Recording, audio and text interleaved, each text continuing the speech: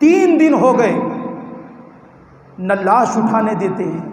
نہ کفن ڈالنے دیتے ہیں۔ جب 3 دن گزرے، حضرت معاویہ رضی اللہ تعالیٰ عنہ کی بہن حضرت ام حبیبہ جو ابو سفیان رضی اللہ تعالیٰ عنہ کی بیٹی ہیں، نبی پاک صلی اللہ علیہ وسلم کی زوجہ ہیں، جب انہوں نے دیکھا کہ امیر المومنین کے لاش کی بے حرمتی ہو رہی ہے تو انہوں نے مسجد نبوی کی سیڑھیوں پر چڑھتے ہوئے یہ کہا، او ظالم سن لو، اگر آج بھی کسی نے امیر المومنین کی لاش کو اٹھانے سے ہمیں روکا تو یاد رکھنا میں اپنے سر سے دوپٹہ اتار کر مدینے کی گلیوں میں نکل جاؤں گی۔ یہ بات وہ ظالم بھی جانتے تھے کہ اگر حرم نبی مدینے کی گلیوں میں نکل پڑی تو آسمان سے انگارے برس پڑیں گے، اللہ کی غیرت کو جوش آئے گا۔ اس لیے انہوں نے پھر اجازت دی اور 4 آدمیوں نے حضرت عثمان کے جنازے کو اٹھایا، اور آپ کا جنازہ جب اٹھایا گیا اور آپ کے جنازے کی جب تدفین ہوئی، اس وقت بھی ظالموں نے یہ شرط رکھی کہ آپ کو جنت البقیع میں دفن نہیں کیا جا سکتا،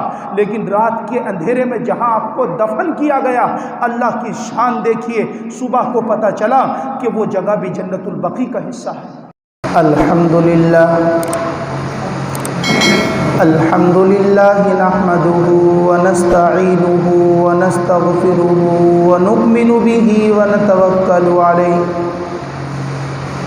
ونعوذ باللہ من شرور انفسنا ومن سیئات اعمالنا من یہدہ اللہ فلا مضل لہ ومن یضللہ فلا ہادی لہ ونشہد ان لا الہ الا اللہ وحدہ لا شریک لہ ونشہد ان سیدنا وسندنا وشفیعنا وطبیبنا ومولانا محمد ارسلہ بالحق بشیرا ونذیرا وداعیا الی اللہ بإذنہ وسراجا منیرا اما بعد فاعوذ باللہ من الشیطان الرجیم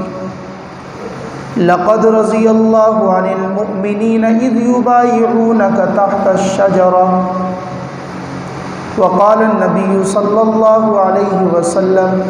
لکل نبی رفیق ورفیقی فی الجنة عثمان صدق اللہ مولانا العلی العظیم۔ محترم حضرات،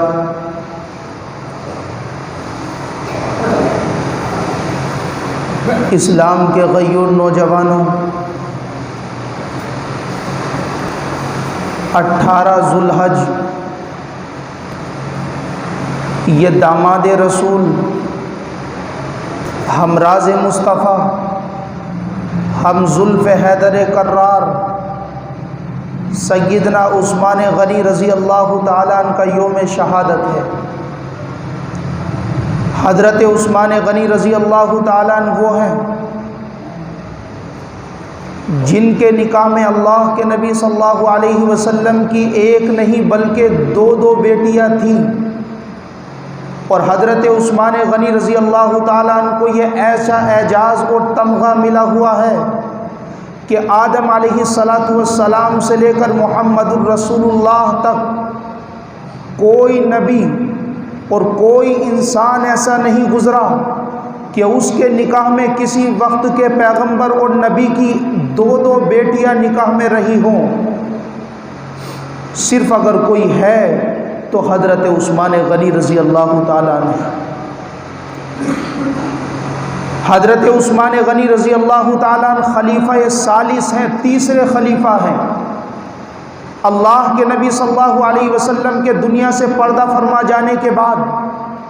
حضرت ابو بکر صدیق 2 سال 2 مہینے 10 دن خلیفہ رہے، آپ کو خلیفہ اول کہا جاتا ہے۔ پھر 10 سال حضرت فاروق اعظم خلیفہ رہے، آپ کو خلیفہ دوم کہا جاتا ہے۔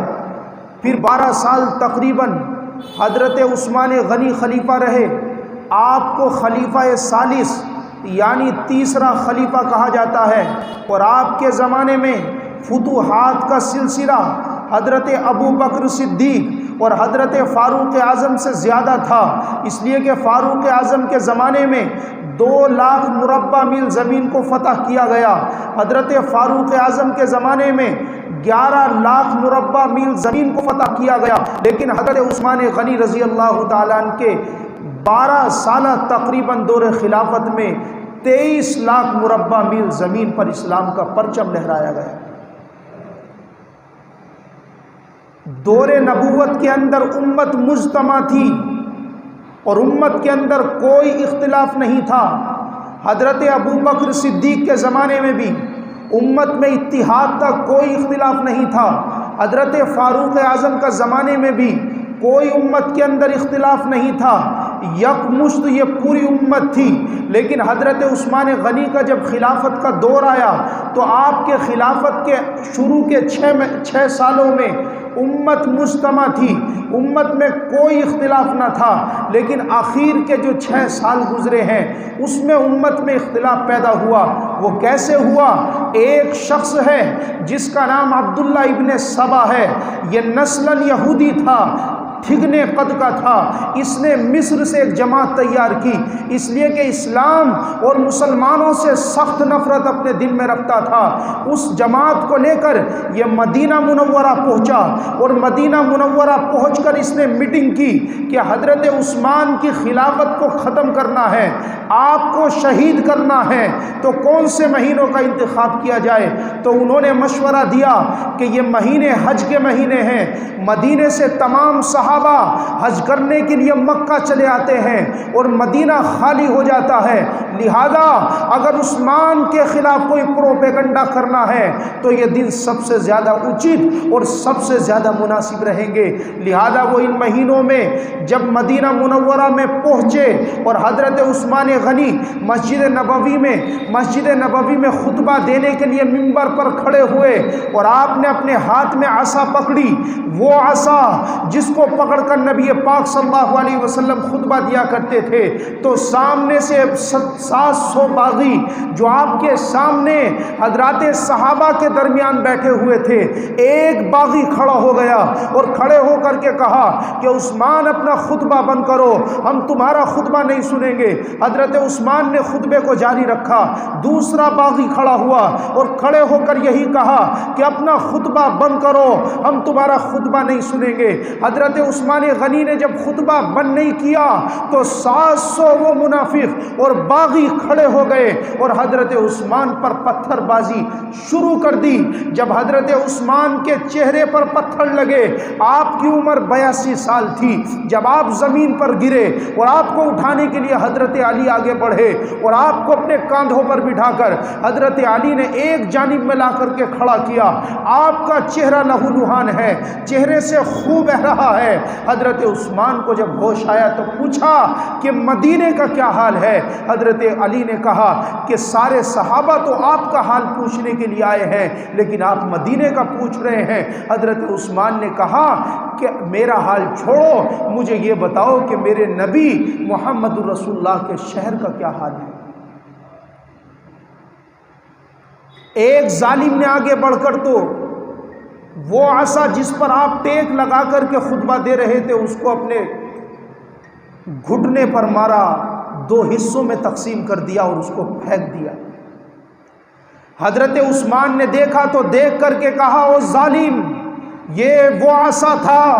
جو اللہ کے نبی صلی اللہ علیہ وسلم کے ہاتھ میں ہوتا تھا، بعد میں ابو بکر کے ہاتھ میں ہوتا تھا، پھر عمر کے ہاتھ میں آیا، تو نے ظالم اس کو بھی توڑ ڈالا۔ حضرت عثمان رضی اللہ تعالیٰ عنہ سے حضرت علی رضی اللہ تعالیٰ عنہ نے کہا کہ امیر المومنین آپ ہمیں اجازت دیجئے، ہم ان باغیوں کے سر قلم کر دیتے ہیں، ہم ان باغیوں کا تختہ پلٹ کر دیتے ہیں۔ حضرت عثمان نے کہا کہ علی، تمہیں مجھ سے محبت زیادہ ہے یا باغیوں سے دشمنی زیادہ ہے؟ حضرت علی نے کہا کہ امیر المومنین، میں آپ سے محبت زیادہ کرتا ہوں۔ حضرت عثمان نے کہا کہ اگر آپ مجھ سے محبت زیادہ کرتے ہیں تو گھر جائیں اور چپ چاپ ہو کر کے بیٹھ جائیں، اس لیے کہ مجھ سے سب سے زیادہ محبت اس کی ثابت ہوگی جو میرے کہنے کے مطابق عمل کرے گا۔ حضرت علی خاموش ہو گئے۔ حضرت مغیرہ ابن شعبہ نے آگے بڑھ کر کے کہا کہ اگر آپ ہمیں باغیوں کا سر قلم کرنے کی اجازت نہیں دیتے تو نہ دیں، لیکن آپ یہاں سے کوچ کر جائیں، آپ حضرت معاویہ کے پاس چلے جائیں۔ تو اس پر حضرت عثمان نے کہا واللہ لا اترک دار رسول اللہ صلی اللہ علیہ وسلم کہ رب دو جہاں کی قسم، میں دکھوں کی اس گھڑی میں محمد رسول اللہ صلی اللہ علیہ وسلم کے شہر کو نہیں چھوڑ سکتا۔ اب صحابہ مجبور ہیں، باغیوں کا سر قلم کرنے کی بھی اجازت نہیں۔ کیوں؟ اس لیے کہ حضرت عثمان کہتے تھے رضی اللہ تعالیٰ عنہ کہ میں ایسا خلیفہ نہیں بننا چاہتا کہ جس کے دور خلافت میں نبی کے شہر میں کسی مسلمان کا خون بہے۔ اب مجبور ہو گئے۔ 3 دن جب گزر گئے اور باغیوں نے کھڑے ہو کر کے یہ اعلان کر دیا کہ آج کے بعد عثمان غنی رضی اللہ تعالیٰ عنہ کے گھر میں کوئی پانی نہیں پہنچا سکتا، کوئی کھانا لے کر کے نہیں جا سکتا، خود عثمان غنی رضی اللہ تعالیٰ عنہ کو مسجد نبوی میں آنے کی اجازت نہیں ہے، کنویں سے پانی لینے کی اجازت نہیں ہے۔ جب یہ عرصہ گزرتا گیا تو شہید مدینہ حضرت عثمان غنی پر جب 30 دن کی مدت گزر گئی اور آپ کے گھر میں کوئی پانی نہ پہنچا سکا، کوئی کھانا نہ پہنچا سکا، تو آپ نے اپنی گھر کی چھت پر چڑھ کر کے یہ کہا کہ اگر کوئی ہے کہ وہ ہمارے گھر میں پانی پہنچا سکے، اگر کوئی ہے کہ ہمارے گھر میں کھانا پہنچا سکے تو وہ پہنچائے، وہ کوشش کرے۔ حضرت علی رضی اللہ تعالیٰ نے جب یہ سنا تو ایک پانی کا مشکیزہ بھر کے ایک غلام کے سر پر رکھا، اور وہ غلام وہ مشکیزہ لے کر جب حضرت عثمان غنی کے گھر کی طرف بڑھا تو باغیوں نے آپ کے گھر کا محاصرہ اور گھراؤ کیا ہوا تھا، اس زور سے تیر بازی کی ہے کہ مشکیزہ پھٹ گیا، پانی بہہ گیا، اور حضرت علی رضی اللہ تعالیٰ نے اپنی پگڑی اتاری اور پگڑی کو آپ کے گھر میں آپ کے قدموں میں پھینکا۔ یہ اس وقت ہوتا تھا جب اہل عرب میں کوئی انسان کسی کی مدد کرنے سے عاجز آ جاتا تھا، کیونکہ حضرت عثمان غنی نے تلوار اٹھانے کی تو اجازت نہیں دی تھی، اور بغیر تلوار اٹھائے پانی اندر پہنچانا ممکن نہیں تھا۔ جب 37 دن گزر گئے اور کوئی پانی کا قطرہ، کوئی کھانے کا لقمہ شہید مدینہ داماد رسول حضرت عثمان کے گھر میں نہ پہنچا، تو اب 37 دن گزرنے کے بعد حضرت عثمان غنی اپنے گھر کی چھت پر چڑھے اور باغیوں کو مخاطب کر کے کہا، او باغیوں سن لو، کیا تم مجھے نہیں جانتے؟ میں داماد رسول ہوں جس کے نکاح میں تمہارے پیغمبر کی 2 بیٹیاں تھیں، اور وہ مسجد نبوی جس کو میں نے خرید کر کے بڑا کیا تھا، آج تم مجھے اس میں 2 رکعت نماز پڑھنے نہیں دیتے۔ وہ کنواں جس کو میں نے خرید کر کے وقف کیا تھا، آج تم اس کنویں کا پانی پینے کی اجازت نہیں دیتے۔ آج تم وہ ساری رشتہ داریاں جو میری نبی کے ساتھ تھی ساری فراموش کر دی، سب بھلا بیٹھے۔ تو باغیوں نے یک زبان ہو کر کے کہا کہ تمہاری نبی کے ساتھ جتنے رشتہ داریاں ہیں ہم سب جانتے ہیں، آپ خلافت سے استعفیٰ دے دیجئے، آپ کا پانی بھی شروع کر دیا جائے گا، کھانا بھی شروع کر دیا جائے گا، آپ بس خلافت سے استعفیٰ دے دیجئے۔ حضرت عثمان غنی رضی اللہ تعالیٰ نے کہا کہ اللہ کے نبی صلی اللہ علیہ وسلم نے مجھ سے کہا تھا کہ عثمان، اللہ تبارک و تعالیٰ تجھے ایک قمیص پہنائے گا، امت اس قمیص کو، اس چادر کو اتارنا چاہے گی، اگر امت کے کہنے پر تو نے اس قمیص کو اتار دیا، چادر کو اتار دیا، تو جنت کی خوشبو بھی نہیں پا سکے گا، اس لیے میں خلافت سے استعفیٰ نہیں دوں گا۔ تو باغیوں کے گروہ نے آگے سے اعلان کیا، تو پھر چاہے تمہاری جتنی نبی کے ساتھ رشتہ داریاں ہو، اگر خلافت سے استعفیٰ نہیں دو گے تو ہم تمہیں ذبح کر ڈالیں گے۔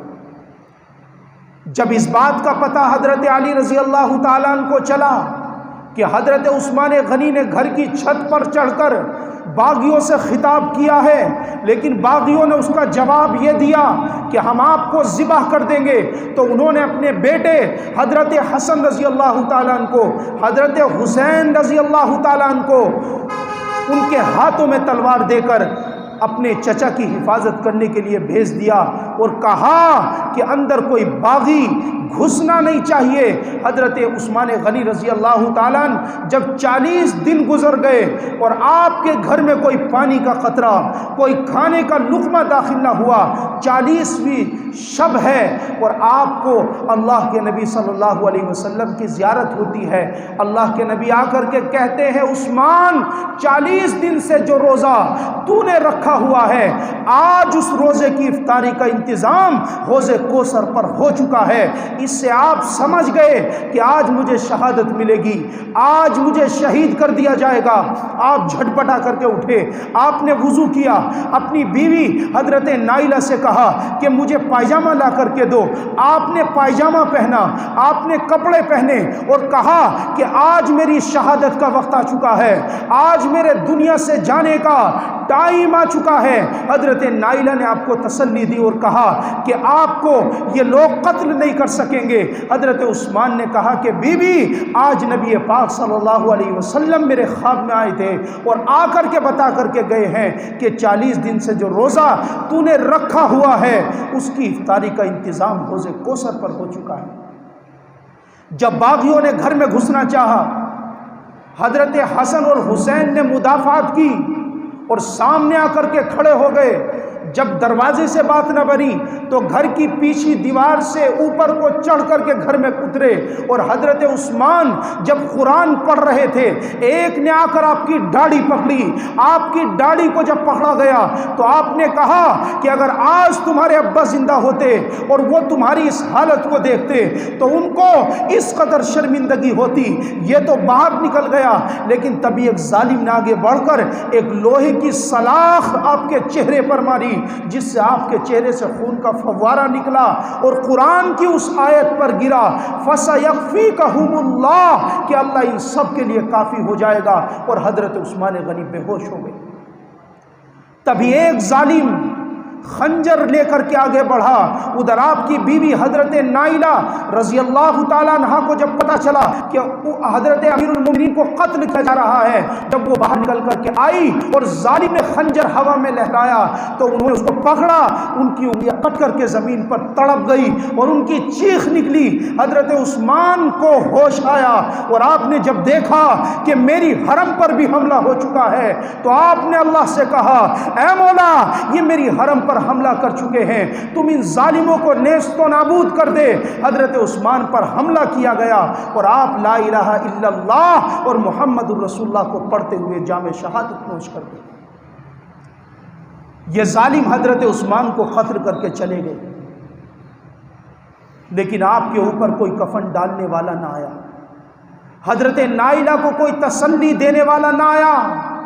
جب 3 دن گزر گئے، حضرت نائلہ کہتی ہیں کہ امیر المومنین کی لاش پڑی رہی اور کوئی گھر میں کفن دینے کے لیے نہ آیا۔ ایک دن ایسا ہوا کہ اچانک دروازہ کھلا، مجھے لگا کہ کوئی شریف آدمی آیا ہے، لیکن اس نے آ کر کے حضرت عثمان کے چہرے پر جو چادر پڑی ہوئی تھی اس چادر کو ہٹایا اور آپ کے مردہ شریر پر اس نے ایک زوردار تماچا مارا۔ اس وقت میری چیخ نکلی کہ ظالموں اب تو عثمان غنی کی روح پرواز کر چکی ہے۔ ظالموں کا ظلم اس وقت بھی شہید مدینہ پر ٹوٹتا رہا۔ 3 دن ہو گئے، نہ لاش اٹھانے دیتے ہیں، نہ کفن ڈالنے دیتے ہیں۔ جب 3 دن گزرے، حضرت معاویہ رضی اللہ تعالیٰ عنہ کی بہن حضرت ام حبیبہ جو ابو سفیان رضی اللہ تعالیٰ عنہ کی بیٹی ہیں، نبی پاک صلی اللہ علیہ وسلم کی زوجہ ہیں، جب انہوں نے دیکھا کہ امیر المومنین کے لاش کی بے حرمتی ہو رہی ہے تو انہوں نے مسجد نبوی کی سیڑھیوں پر چڑھتے ہوئے یہ کہا او ظالم سن لو، اگر آج بھی کسی نے امیر المومنین کی لاش کو اٹھانے سے ہمیں روکا تو یاد رکھنا میں اپنے سر سے دوپٹہ اتار کر مدینے کی گلیوں میں نکل جاؤں گی یہ بات وہ ظالم بھی جانتے تھے کہ اگر حرم نبی مدینے کی گلیوں میں نکل پڑی تو آسمان سے انگارے برس پڑیں گے، اللہ کی غیرت کو جوش آئے گا۔ اس لیے انہوں نے پھر اجازت دی اور 4 آدمیوں نے حضرت عثمان کے جنازے کو اٹھایا، اور آپ کا جنازہ جب اٹھایا گیا اور آپ کے جنازے کی جب تدفین ہوئی، اس وقت بھی ظالموں نے یہ شرط رکھی کہ آپ کو جنت البقیع میں دفن نہیں کیا جا سکتا، لیکن رات کے اندھیرے میں جہاں آپ کو دفن کیا گیا، اللہ کی شان دیکھیے، صبح کو پتہ چلا کہ وہ جگہ بھی جنت البقیع کا حصہ ہے۔ بس ایک آخری بات بتا کر بات کو ختم کر رہا ہوں۔ جب حضرت عثمان غنی کو شہید کر دیا، حضرت حسن رضی اللہ تعالیٰ نے خواب دیکھا، اور خواب یہ تھا کہ محمد الرسول اللہ صلی اللہ علیہ وسلم تشریف لائے، آپ کی آنکھوں میں آنسو ہیں، آپ کے چہرے پر اداسی ہے۔ تبھی پیچھے سے ابو بکر صدیق آئے اور آ کر نبی پاک صلی اللہ علیہ وسلم کے کاندھے پر ہاتھ رکھا اور مایوس چہرے کے ساتھ چہرہ جھکا کر کے کھڑے ہو گئے۔ تبھی فاروق اعظم بھی تشریف لائے اور آپ کے بائیں کاندھے پر ہاتھ رکھا اور چہرہ جھکا کر کے کھڑے ہو گئے۔ حضرت حسن رضی اللہ تعالیٰ عنہ کہتے ہیں کہ میں نے اپنے نانا کو اس دن سے پہلے کبھی اتنا مایوس اور اداس نہیں دیکھا۔ تبھی میں نے دیکھا کہ حضرت عثمان غنی تشریف لائے، آپ کی گردن کٹی ہوئی ہے اور آپ کے جسم سے خون بہہ رہا ہے، لہو ٹپک رہا ہے، اور آپ نے آ کر اللہ کے نبی سے کہا، اے محمد رسول اللہ، آپ اپنی امت سے یہ پوچھ کر بتائیے کہ میرا قصور کیا تھا، میرا جرم کیا تھا، کس جرم میں مجھے ذبح کیا گیا۔ حضرت حسن کہتے ہیں یہ سن کر عرش الہی ہلنے لگا، عرش الہی ہلنے لگا، اور اتنا ہلا کہ 2 خون کے پرنالے عرش الہی سے زمین کی طرف بہا دیے گئے، اور غیب سے آواز آئی کہ آج کے بعد کسی مسلمان کی تلوار کسی مسلمان کے لیے میان میں نہیں جائے گی، اور آج جو مسلمان کی تلوار ایک مسلمان پر اٹھی ہے، اب قیامت تک ایک دوسرے پر چلتی رہے گی، اب کبھی قیامت تک یہ میان میں نہیں جائے گی۔ تو 18 ذو الحج اس مناسبت سے حضرت عثمان غنی کی شہادت کا یہ دن تھا۔ اس مناسبت سے چند معروضات آپ کی خدمت میں رکھی۔ دعا کیجئے کہ رب دو جہاں ہم سب کو حضرات صحابہ سے دلی محبت رکھنے کی توفیق عطا فرمائے اور ان کے نقش قدم پر زندگی گزارنے والا بنائے۔ وآخر دعوانا الحمدللہ۔